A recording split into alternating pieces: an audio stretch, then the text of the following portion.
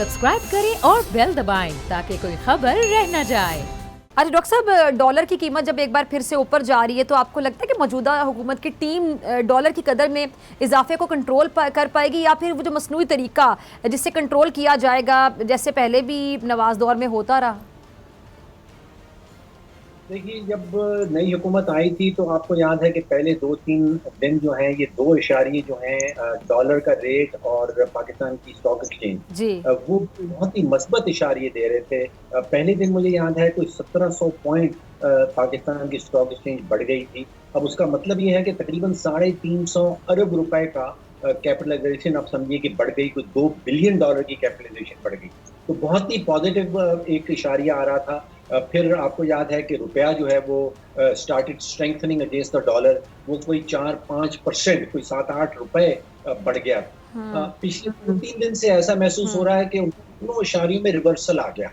Stock market भी मुसलसल गिर रही है पिछले 2-3 दिन से, और रुपया भी आपने देखा कि कल भी 2 रुपए गिरा है, आज भी तकरीबन 2 रुपए गिरा है, और वो कहीं 185-186 पे पहुंच गया है मार्केट में।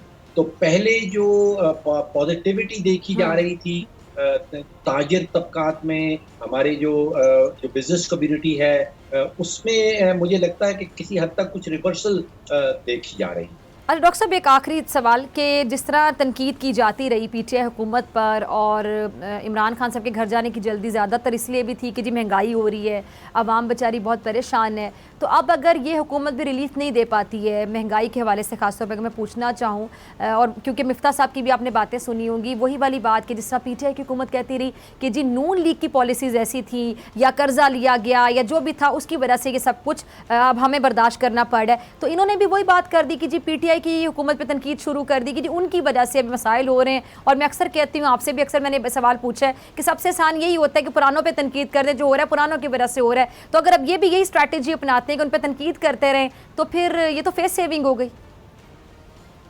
देखिए, पहले 2 से 3 महीने तो मैं समझता हूँ कि लोग मान जाएंगे, तनकीद मान जाएंगे, शायद ये माशी पॉलिसी जो है ये पहली वाली हुकूमत के नतीजे में आएंगे।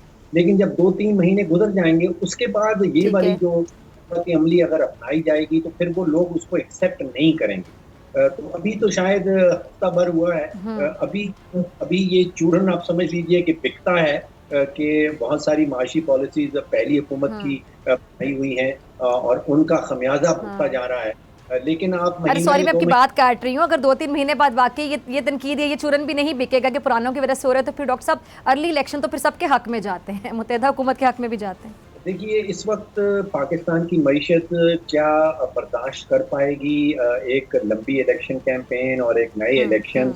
देखिए, इस वक्त अगर IMF के पैकेज में, IMF के प्रोग्राम में हुकूमत वापस नहीं जाती और बहुत ही तेजी से नहीं जाती, तो फिर बड़े खतरनाक और संगीन किस्म के नताइज सामने आ सकते हैं। हम अपने कर्जाजात वापस करने की शक्ल में नहीं है।